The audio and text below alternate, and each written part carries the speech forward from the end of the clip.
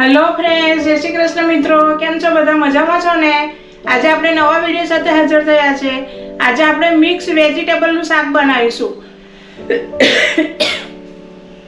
ખૂબ સરસ બને છે અને લાગે છે પણ એટલું ટેસ્ટી। અને અત્યારે તો શિયાળો છે, શાકભાજી ખૂબ સરસ મળે છે, તો આપણે એ બધા શાક ભેગા કરીને આપણે મિક્સ વેજીટેબલ બનાવીએ છીએ। શાક એટલું સરસ લાગે છે, તો હું તમને પહેલા એના ઇન્ગ્રેડિયન્ટ્સ બતાવી દઉં। जो आमा मैं 100 ग्राम सुरती पापड़ी लीधी है, पछी 100 ग्राम आ वलोर पापड़ी है, एने मैं साफ करी अने આવી રીતે બે ભાગ કરી લીધા છે। પછી 100 ગ્રામ તુવેરના દાણા લીધા છે। જો તુવેરના દાણા લીધા છે અને વાલના દાણા લીધા છે। પછી 1 નંગ બટાકું લીધું છે, 1 નંગ રીંગણ સમાર્યું છે અને 1 નંગ શક્કરિયું લીધું છે।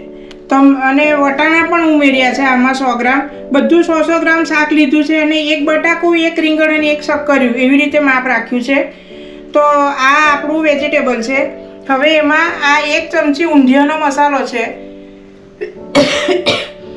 મીઠું છે, તેલ છે, લીલા ધાણા છે, લીલું લસણ છે 3 ચમચી, પછી 1 ચમચી આદુ લસણ અને મરચાંની પેસ્ટ છે। આપણે લસણ ઉમેરવાનું નથી, પણ આદુ મરચાંની અંદર થોડું 2-3 કળી ક્રશ કરી લેવાનું છે, આપણે વધારે નથી લેવાનું। 1 ચમચી ગરમ મસાલો છે, 2 ચમચી ખાંડ છે, પાણી છે, હિંગ છે અને રૂટિંગ મસાલા છે। હવે આપણે ગેસ ચાલુ કરીને આ કુકર ઉપર મૂક્યો છે આપણે। હવે એમાં આપણે તેલ ઉમેરી દઈએ।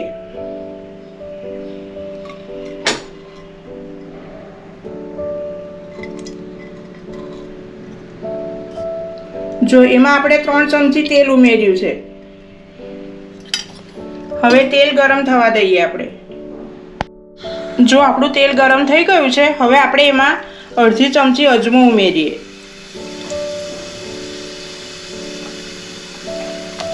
અજમો આપણો તતડી જાય એટલે આપણે એમાં 1 નાની ચમચી હિંગ ઉમેરવાનું છે। નાની ચમચી છે મારી, મોટી નથી। પછી એમાં આપણે આ આદુ મરચાં અને લસણની જે પેસ્ટ છે એ ઉમેરી દેવાની છે।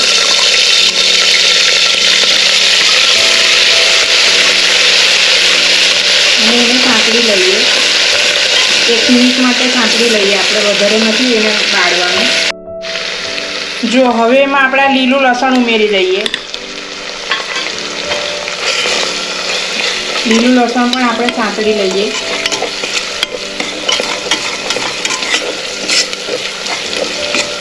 હવે આપણે બીજા મસાલા પણ કરી લઈએ। સંતળાઈ ગયું છે લીલું લસણ પણ આપણું। હવે આપણે એમાં બીજા મસાલા કરી લઈએ। જો 1 ચમચી આપણે લાલ મરચું ઉમેરવાનું છે, 1 ચમચી હળદર ઉમેરવાની છે, 2 ચમચી ધાણા પાવડર ઉમેરવાનો છે, 1 ચમચી ગરમ મસાલો ઉમેરવાનો છે। બધા મસાલા આપણે ઘરમાં જ મિક્સ કરી દેવાના છે। આ ઊંધિયાનો મસાલો ઉમેર્યો છે। તમારે ઊંધિયાનો મસાલો ના હોય તો એકલો ગરમ મસાલો પણ ચાલે, એવું જરૂરી નથી કે ઊંધિયાનો મસાલો પણ ઉમેરવાનો, પણ આપણે ઉમેરીએ તો એનો સ્વાદ ખૂબ સરસ આવે છે શાકનો।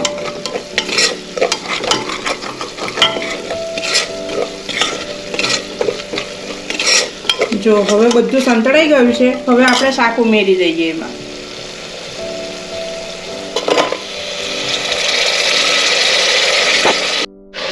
જો હવે આપણે 1 કપ જેટલું એમાં પાણી ઉમેરવાનું છે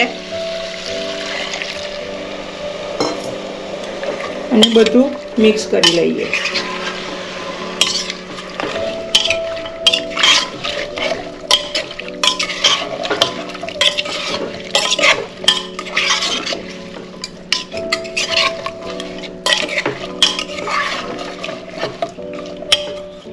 હવે આપણે મીઠું ઉમેરી દઈએ એમાં।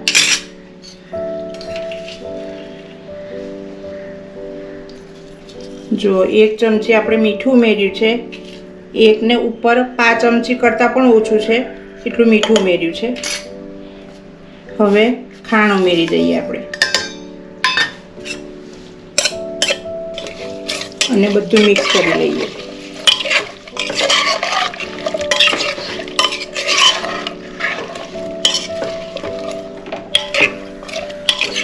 હવે આ બધું પાણી ઉકળવા લાગે એનું અંદરથી થોડું મિક્સ થઈ જાય બરાબર ત્યાર પછી આપણે ઢાંકણ ઢાંકીશું. જો હવે આપણે એમાં 1 ચમચી તલ ઉમેરીએ છીએ. તલ ઓપ્શનલ છે, તમને ગમે તો ઉમેરવાનું, ના ગમે તો બી વાંધો નહીં, પણ એમ એનો લુક સરસ લાગે છે. તલ આપણે ઉમેરીએ ને તો શાકનો લુક બહુ ફાઇન લાગે છે. હવે થોડું ઉકળી જાય ત્યાર પછી આપણે ઢાંકીને 3 સીટી વગાડી લેવાની છે. જો આપણું ઉકળી ગયું છે પાણી અને મસાલા પણ સરસ મિક્સ થઈ ગયા છે, સુગંધ પણ મસ્ત આવે છે. હવે આપણે એને એકવાર હલાવી લઈએ, પછી ઢાંકણ ઢાંકીને એને 3 વિસલ ધીમા તાપે વગાડી લઈએ.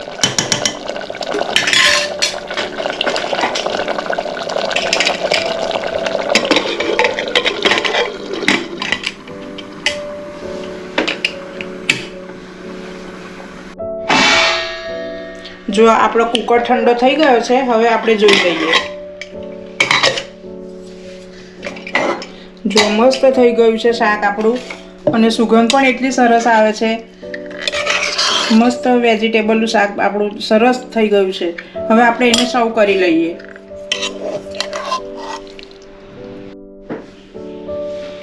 જો આપણું શાક બનીને તૈયાર થઈ ગયું છે, મિક્સ વેજીટેબલ. હવે ઉપર એને આપણે ધાણાથી ગાર્નિશ કરીશું.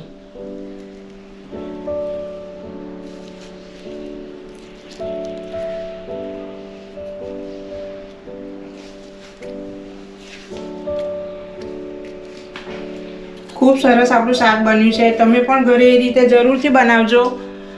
સુગંધ પણ એટલી સરસ આવે છે, ટેસ્ટ પણ એટલો ફાઇન થયો છે, અને બધા શાકભાજી છે એટલે ખૂબ મજા આવશે ખાવાની તમને.